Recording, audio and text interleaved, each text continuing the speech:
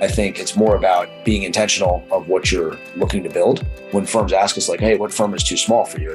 For us, it's not about AUM, right? It's more about mindset and what they're looking to build. So I think you can see, firms that are equipped to go independent on any end of the spectrum, right? In terms of the traditional metrics of how you would evaluate these practices. I think it's about the mindset, right? It's about that entrepreneurial drive, and it's about the willingness to work on the business versus just working in the business.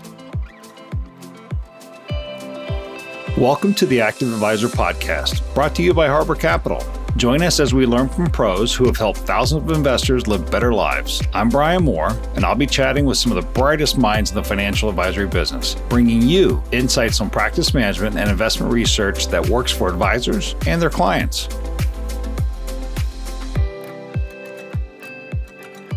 Joining me today on this episode of the Active Advisor Podcast is Nate Lenz, CEO and co-founder of Concurrent Advisors out of Tampa, Florida. Concurrent is a $12 billion OSJ turned RIA who's partnering with advisors to realize their potential as entrepreneurs. Prior to launching Concurrent, Nate was the co-founder and managing partner of INA Consulting, a boutique consultancy focused on M&A and experienced advisor recruiting. The launch of INA followed a 6-year stint at Raymond James Financial Services, where he was the vice president of succession planning and acquisitions, leading an in-house consulting team that provided support to the 4,000 plus independent financial advisors affiliated with Ray J in both the independent broker-dealer and RIA custodian channels. He graduated with his bachelor's degree in economics from Columbia University and was a 2022 Investment News Under 40 honoree. Welcome, Nate, and thanks for joining us. Thanks, Brian. Happy to be on the show, man. You've already made me feel like an underachiever. You've been crushing it, it sounds like, ever since high school. So typically, there's something that kind of draws people to the investing world. What's your first memory that you have related to money or investing? It's interesting. And I wish I could say that it was a linear trajectory of an ascent, but it was not without its speed bumps and potholes along the way, no doubt. But it's funny you mentioned high school, because really my first memory around investing, I was in a high school economics class.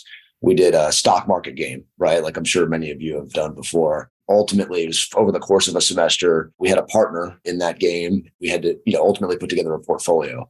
We figured out pretty quickly that in that short time frame, the fastest way to game the system was basically to try to bet on earnings reports. So I would not recommend that course of action, but it definitely, myself and one of my good friends, Andrew Zabella, we ended up winning that game, but just barely, by the skin of our teeth. And the team that got second place, ultimately, they invested in one position. They held Apple stock for the duration of the game. So I don't know if that's an opinion on active or passive management, but that's ultimately my first memory was of really getting into investing. And from there, I ended up studying economics in college. I did a couple internships at Credit Suisse in institutional equity sales and trading. So really just kind of, I would say, take off from there in terms of my interest and ongoing experience in that space. Well, I'm going to give the nod to you and your partner, because Apple definitely does not qualify as a diversified portfolio. So at least with earning stocks, hopefully you didn't just play the tech sector. All over the board. Yeah. No doubt. That's great. Well, I'm sure that actually kind of led to a very diversified learning experience across, the many sectors of the marketplace. Before we dive in, though, and we get any deeper into your investing acumen, can you tell us what a 1999 Ford Class C RV purchased on Craigslist, you have to note that, has to do with the origin story of Concurrent Investment Advisors? It was a $4,500 RV, for the record, that was purchased on Craigslist. The RV actually, as told to us by its previous owner, made a trip to Burning Man. I've never been, but the RV had gone. So when we started the consulting business back in August of 2016, my partner, Scott Steele, and I, we had gotten this idea. A lot of our clients were concentrated on the East Coast of the United States, right? And we had no money at the time. Everything that we had in savings was just supporting our livelihoods as we got this thing off the ground. INA Consulting at its core, I know you mentioned in the bio originally, my background in succession and acquisition. So the consulting business that we had started was really focused in those areas. It was helping firms that wanted to grow inorganically. And what we found pretty quickly in my experience at Raymond James was that firms that wanted to acquire in a scalable and repeatable manner, ultimately it behooved them to have a solid recruiting value proposition. So essentially what our consultancy did is we became the outsourced business development acquisition team, some type of cross between a external recruiting firm and like an FP transition succession resource group development company, right? And really we focused in the independent broker dealer space, or, where we grew up, right? And so going back to the RV, we had a high concentration of clients in the Eastern United States.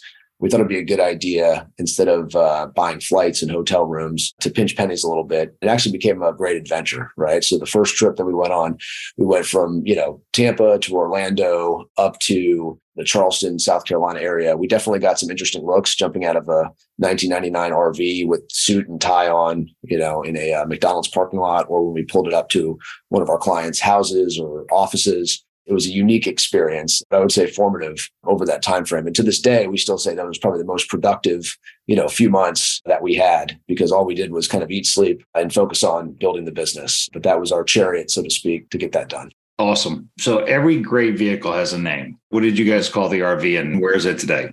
It's called the Dutchman, which actually the name itself, Cavalier, was the actual brand on the side of the RV. So I have no idea why we called it the Dutchman. I think it came from, it was actually another Craigslist ad that we had sent to a group of colleagues. And I think that RV was called the Dutchman. And so that's the name that stuck. Unfortunately, the Dutchman, we used it that first year, then it sat in a storage lot for a couple of years. We came back to it. It had a plant growing out of the center console due to a leak in the roof. And we had to pay someone to actually tow the Dutchman away. So it's no longer part of the vehicle lineup, but some fond memories were had for sure. Well, that's great. Brings a tear to my eye, the Dutchman, and having a plant growing out of the center console. That was tough, Brian. That was hard for me. Yeah, I can only imagine, man. I can only imagine. But it really sounds like you guys have been 100% invested in Concurrent success from day one, which I think, being that Concurrent is a curator of technology, products, vendors, and have custodians for advisors, to be able to outsource the things that don't really differentiate their practice. So basically, I'm going to sum this up in layman's terms. You really serve as the middle and back office for advisory practices. Is that fair? Absolutely. That is a great way to think about it.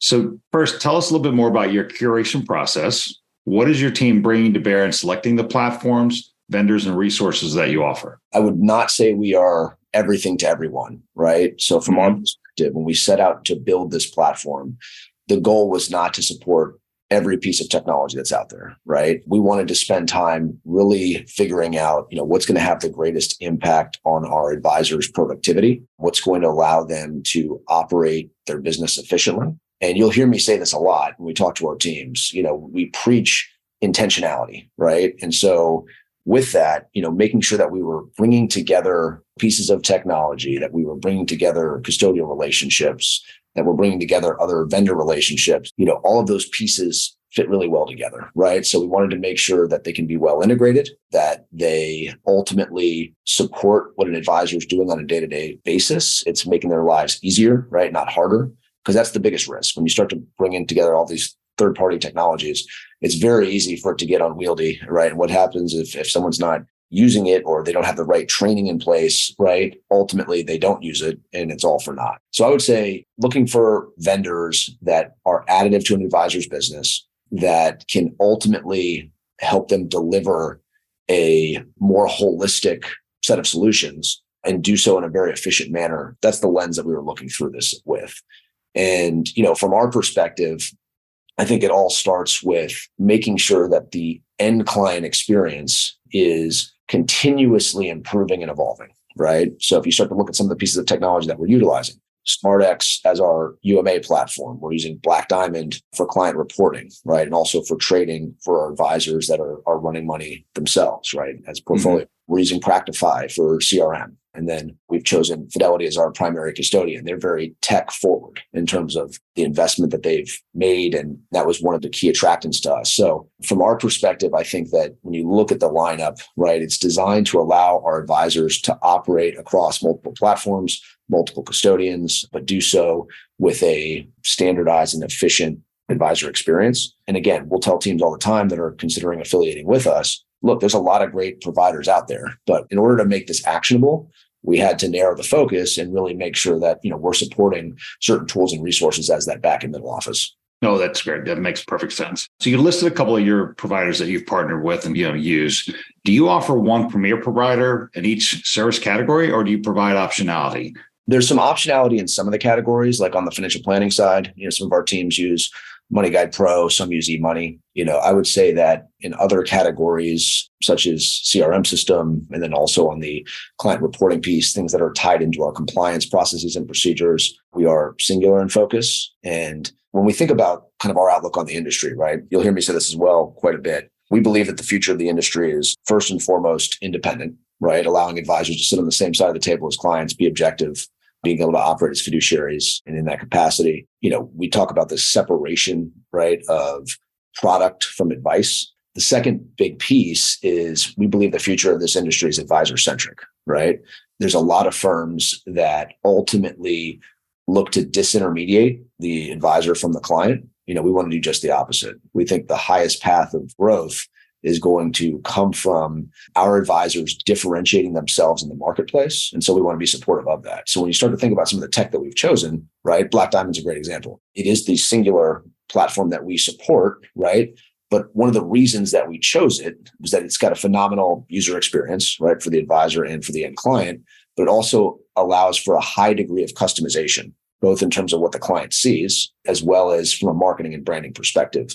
We think that's supportive of this idea of, advisor centricity, which, look, clients are working with an advisor because they perceive that they're like-minded, that they have shared core values, right? Mm-hmm. If we can continue to put that on the pedestal, right, and we can help them differentiate themselves from a marketing and branding standpoint, that's how, we're doing our job and how we're going to drive growth on a go-forward basis. We chose some of the technology, and I'll point that one out, right? Black Diamond, because of its ability to help us do that. No, that makes perfect sense. And I think it's a nice actually transition over to the next topic. Is there a vendor or a resource or part of the Concurrent offer that is top fan favorite among your advisory teams? Sounds like it may be Black Diamond, but wanted to toss it back to you.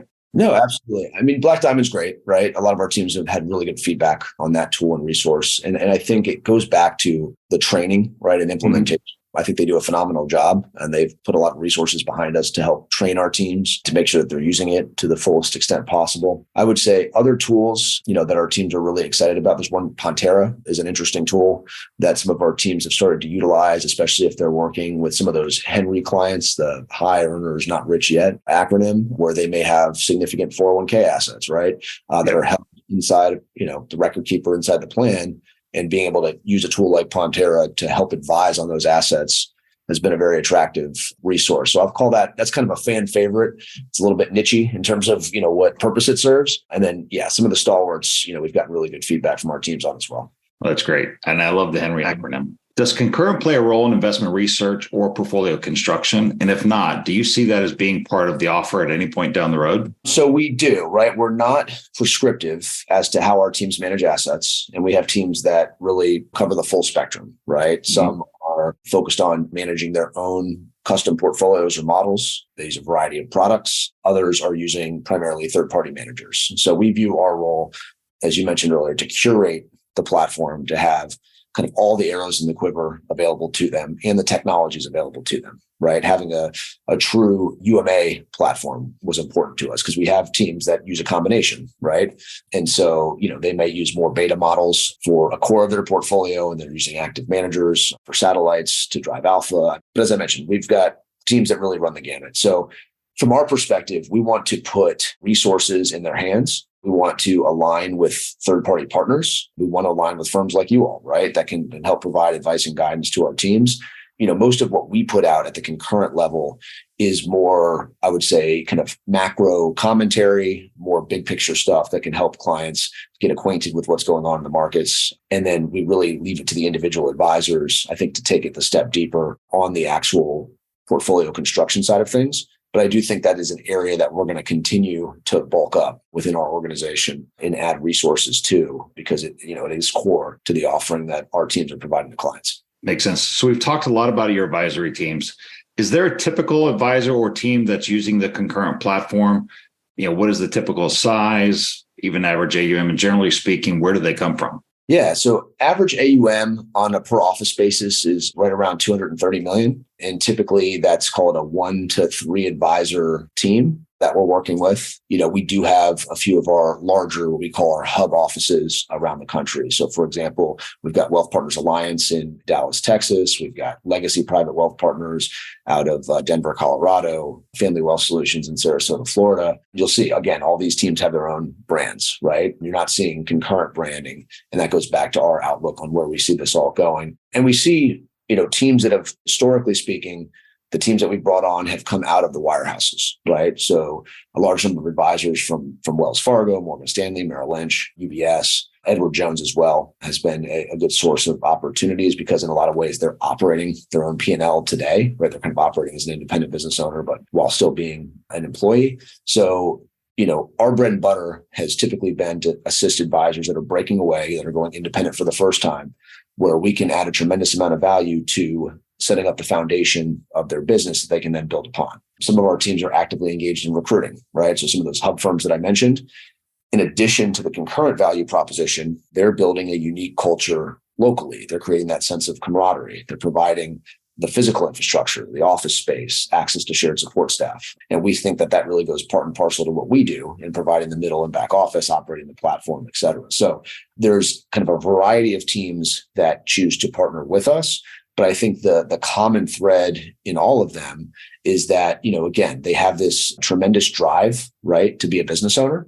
And a lot of, what we can do is really allow them to be a prudent delegator.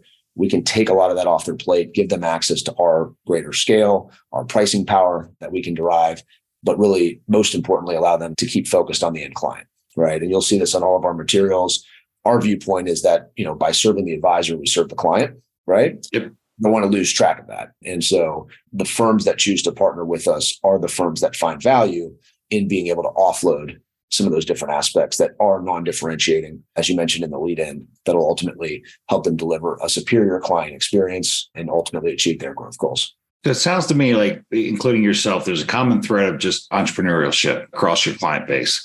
How has your own experience as one and as a founder informed your ability to serve this type of advisor? It's a good question, Brian. I think when I think about my experience as an entrepreneur, and like you said, when you read a 2-paragraph bio, right? You only hit the highlights. And going back to where we started Concurrent, that's probably a place to start there.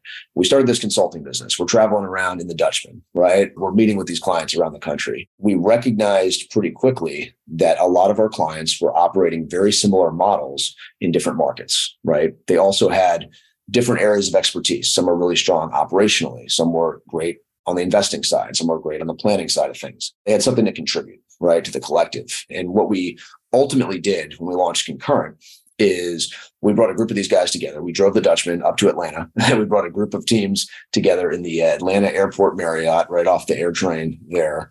And we presented this idea called the superstructure, which was, hey, maintain your own brand, right, your autonomy, but let's jointly invest in a shared infrastructure. And then as we continue to grow and scale, we will continue to add to that shared infrastructure and move from the most operational back office functions closer and closer to the end client experience, continuing to be supportive, but always walking that fine line of never impeding upon an individual firm's independence or autonomy, right?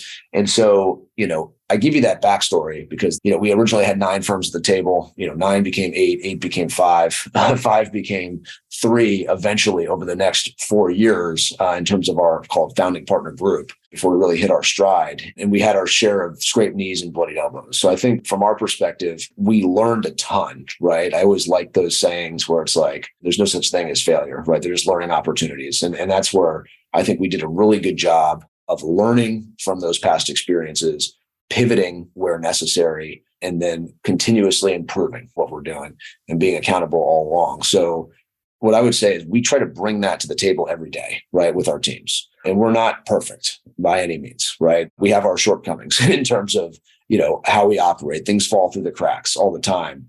But I think if you've got this intense focus that kind of permeates every level of your organization. You'll see if you walk into our conference room, there's a neon sign on the wall, right? It says, look for lemons. And the idea behind that ethos is, look, there's going to be situations over the course of any relationship where things don't go as expected. We talk about that internally a lot, right?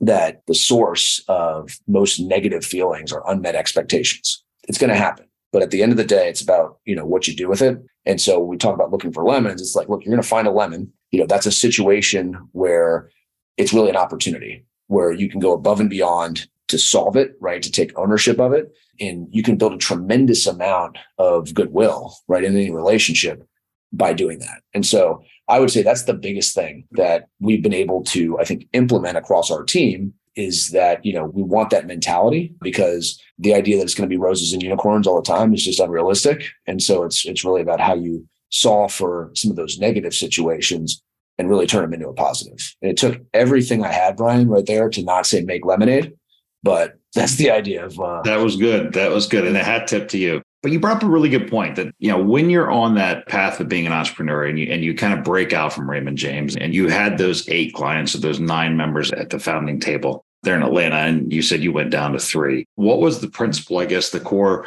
belief that you had that guided you and saw you through to where you're at today? And one of the mistakes that I've made, right, over the years is looking to be overly accommodative, right? So it wasn't that, we were just super selective in the process and systematically cut down from 9 to 3, right? For a lot of time there, and this is something we learned was, hey, let's try to sing Kumbaya. Let's try to be overly accommodative to everyone at that table in an effort to create social cohesion and to keep things moving. It wasn't until, we figured out who the right people were to have on the bus. And a lot of people self-selected, right, in that process, either in or out.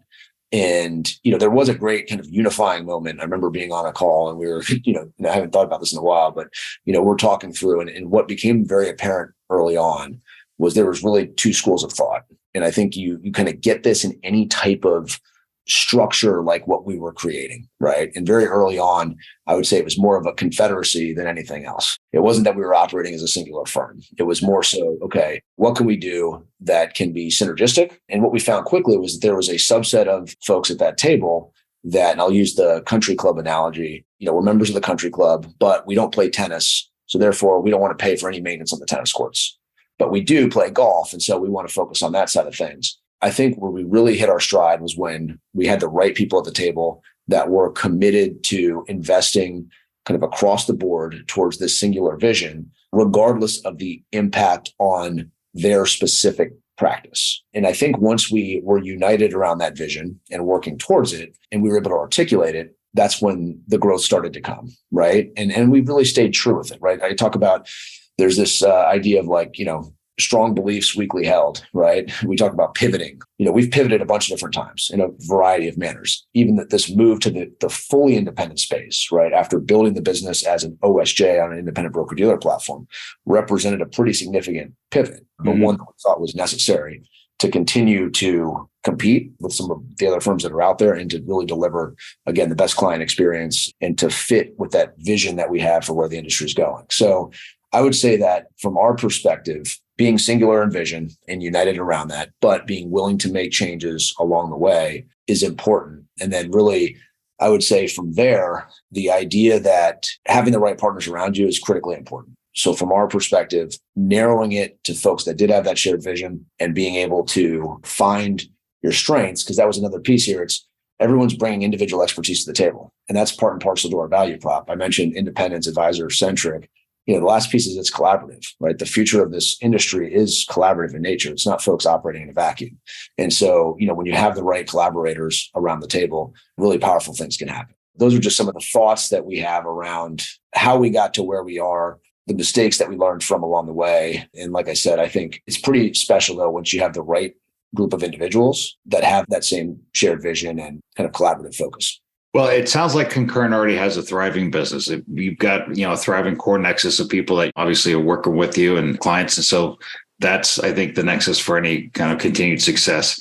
With 13 billion already in AUM, I'm going to guess you're not stopping there. What are you focused on for the next 2 to 3 years in terms of growth?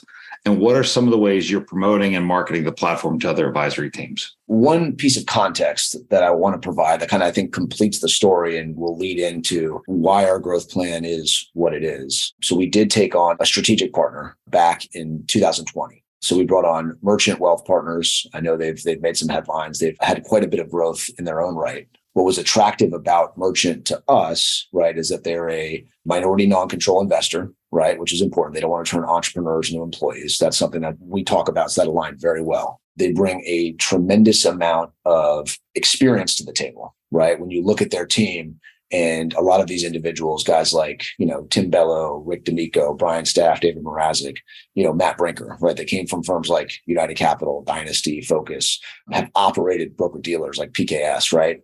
These guys bring a tremendous amount of know-how to the table. So, again, minority non-control, a tremendous amount of experience and knowledge to where they can truly add value was important to us. And it's also patient capital, right? It's not a fund. There's no shot clock on the money.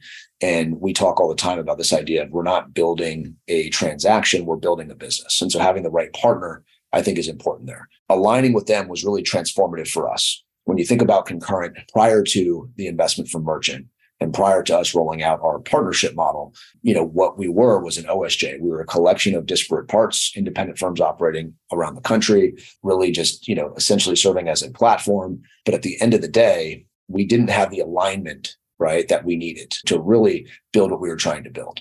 And so we rolled out our partnership model. We were able to leverage, their debt and equity capital in doing so. And I think for us, in that structure, we take minority non-controlling stakes in our underlying firms, right? They get cash and equity in our business. So we were able to really tie the boats together, so to speak, right? And create alignment. And that was transformative because now, rather than thinking of us as a vendor, right, our advisors do truly view us as a partner. Going back to the original question, I want to give that context because when we think about growth, I think growth comes in a variety of potential lanes here, right? It comes from, adding advisors like we've always done out of the wirehouse space, right, that are going independent for the first time. That's not going to change. We're going to continue to grow in that way. But what we're seeing now is a huge uptick in advisors that are already independent, but are looking for a partner that they can align with for a variety of reasons, whether they want to be a prudent delegator, they want to take certain things off their plate, they want to leverage our scale and vendor relationships and additional support so they can continue to grow. We're seeing firms come to the table that are looking to solve for things like succession, where, ultimately they want to find someone who can step into their shoes, but maybe not right now, right? Maybe it's something that's a little bit down the road, but they want to make sure they have that locked in. They've got a safety net underneath them. If they, God forbid, were to get hit by the bus or anything like that, that there's a plan in place. I think that fewer and fewer teams are looking to operate on an island. And by us being able to provide a platform from a growth standpoint, we are able to solve for a lot of those different situations. It's one of those things too, where even if it's not us solving for it, one of our teams may be able to, one of our hub firms may be able to. And that's where, we want to be additive to them and add value, again, as a partner fully aligned in their business. So you mentioned succession, which is a great and interesting topic that I think it's always in the back of minds for independent RIAs. Before founding Concurrent, your focus was on the recruiting and succession planning world within a large IBD. What trends are you seeing in the advisor community with respect to the employee model versus the independent model? Yeah. I think the employee model firms have gotten better, right, at succession. Call it 10, 15 years ago. It was kind of a retirement party and a gold watch. And then you had the sunset packages that started to come into place in an effort, I think, to compete and be able to compensate advisors. Then you had the codification of, FINRA Rule 2040, which then really kind of laid out the roadmap of how you facilitate succession specifically in a broker-dealer format. And then you started to see, call it back in 2011, 2012, greater prevalency of financing options, right? Before dealer financing was the only way to go. And when you think about valuation multiples, right, in the independent space, they're somewhat range bound based on the availability of capital that you have at your disposal and really how much, debt service can the cash flow of a business support. And so I think from that perspective, that's why you've always seen multiples on individual practice acquisitions, again, be somewhat range bound, right? The trends that we're seeing now, and again, the industry is not getting any younger. You see the demographics continue to shift. I think the average age, last time I saw, might be somewhere in the upper 50s, maybe 58, 59 years old. And I think our industry, what we're getting wrong at this moment is training, right? The only firms that have the training programs are those larger wirehouse firms. I think Edward Jones does a good job, but I think a lot of that is credited to its culture of mentorship, within their organization. But a lot of the wirehouse firms, they'll bring in these large training classes, but ultimately because the production hurdles are too high, you have this gap where we're not bringing new talent in. You have an aging demographic of advisors. And at the end of the day, you've got this, call it pent up supply, right? However, you start to look at the multiples that were traditionally paid for independent businesses, let's say 2.5 times revenue. And these advisors, they're looking at their cash flow. If they're ultimately bringing home, call it somewhere between 55 and 70% of gross revenue in terms of earnings before owner's compensation, it doesn't take a lot of years, right, to make up for whatever that multiple would be. So what you have is you had a lot of advisors that were staying put, continuing to, sit in the chair. Their businesses were in decline, but the cash flow, because it is such a strong cash flow business, was just more attractive than walking away. And there's a ton of psychological hurdles that go into that mix as well. And so I think the firms that are having success, right, are firms that are developing talent internally. And it doesn't mean you're going to replace the advisor one-to-one, right? It's not that I need that person that's willing to grab the phone book and dial for dollars, right? And that's going to have the same ability in the business as the senior advisor has, right? I think it comes through teams. I think there's specialization, right? Because I think advisors at this day and age are developing differently, right, than advisors did, 20, 30 years ago. Right. And Michael Kitces does a really good article. He's got this, kind of timeline. And I think a lot of it coincides with the rise of fee-based business. But it's this idea that, advisors 20, 30 years ago, right, the folks that are the, lead advisors now and are running these firms, they started cold calling. It was commissionable business, right? They developed sales acumen, right? And then over time, once they got enough revenue to support themselves, then they started to develop empathy. And then overall, then you start to see designations pop up, right? And more financial planning and this need for a more holistic solution set. And they develop competency in those areas. For folks that are coming into the industry now, it's almost exactly the opposite. You've got, kids that are graduating from Texas Tech with a CFP, but have never sat across the table from a grieving widow, right? Have never sold anything in their lives, right? So you have this kind of mismatch, right? Or reversal in development. And so the firms that are going to do this really well are firms that recognize that are building out teams of individuals that can help serve clients, right? And that ultimately are able to create a soft landing, being cognizant of the psychological implications of succession planning to allow for an advisor to essentially integrate with the team, to be able to do it over time on the timeline that fits them best, right? That allows their role to evolve in the way that they want it to. And so I think firms that can create that scenario, and now that you see, significant capital investment coming into the space, right?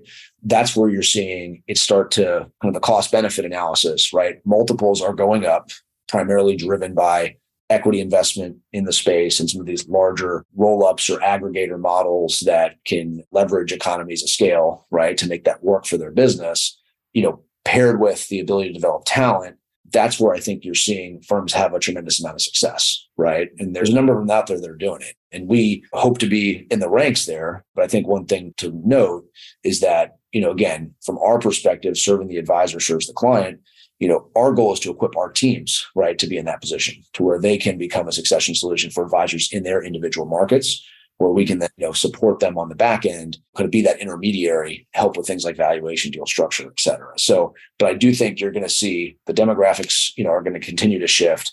And I think you're going to see consolidation, right, with firms that have, got it right, so to speak, in terms of being able to develop talent and can be thoughtful around the structures that they're presenting to make that cost benefit analysis of retirement make sense. Okay, so I do have to, as a Big 12 fan, nothing against the Red Raiders at Texas Tech, but you picked on them. I get it. They picked on my Sooners this past year.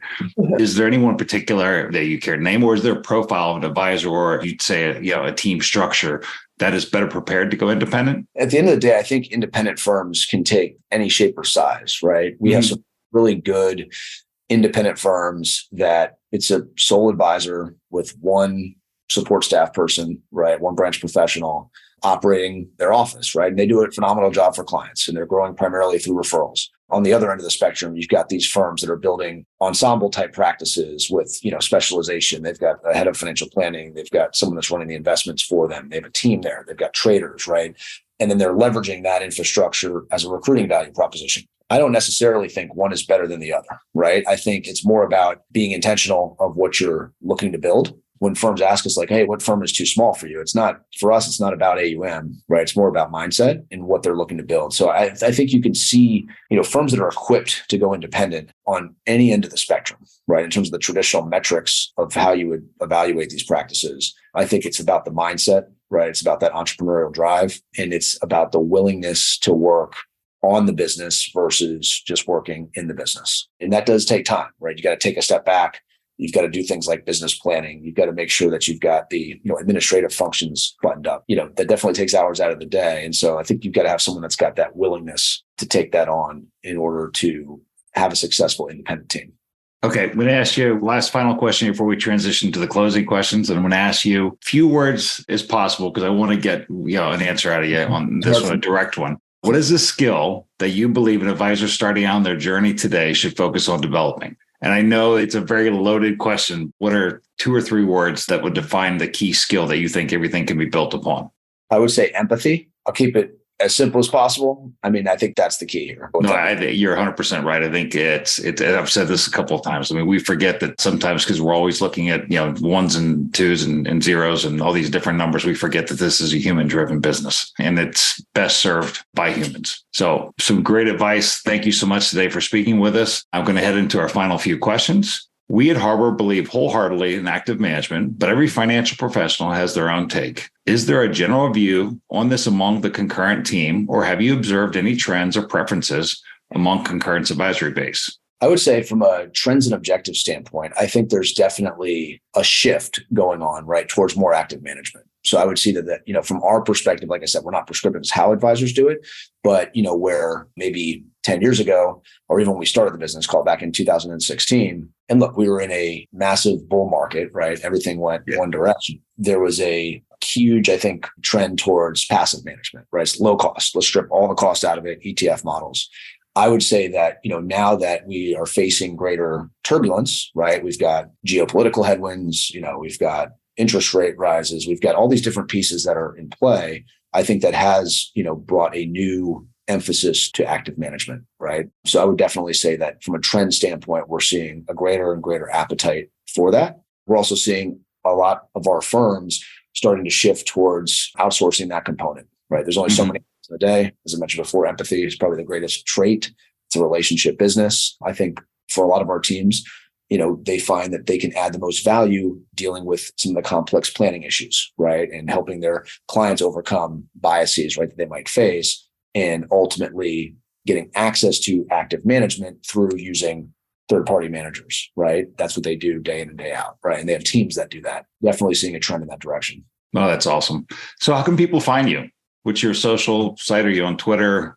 Yeah, LinkedIn, probably the best. It's funny. I think we do have a corporate Twitter handle. I'm not active on that one, but I would say, LinkedIn is best. Our website is also a great place to find us, poweredbyconcurrent.com. And I would say those would be the 2 spots to contact me. That's awesome. We'll definitely give you a follow and look forward of things to come. So now we're going to move on to the last final segment. You've been a great participant.